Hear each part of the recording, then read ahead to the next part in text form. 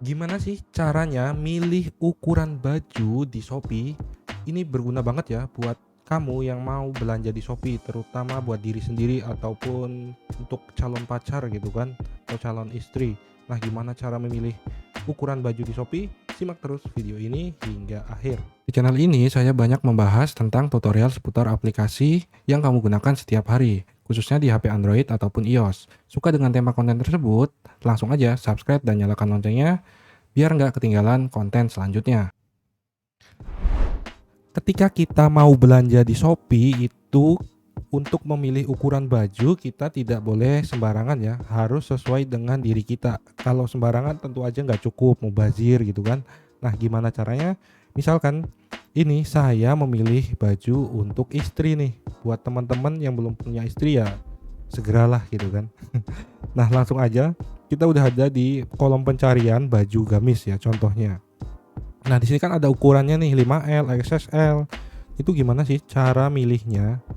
Nah, di sini kita harus misalkan nih untuk pilih varian juga kita bisa di sini. Nah, saya udah jelasin juga gimana membeli dua barang di satu toko atau lebih. Simak di video sebelumnya di kolom atas ini. Selanjutnya teman-teman yang mau milih size atau ukuran bajunya itu pilih dulu ya warnanya seperti ini. Misalkan nih olive, terus ukurannya, nah ini adalah ukuran yang bisa kita pilih nih.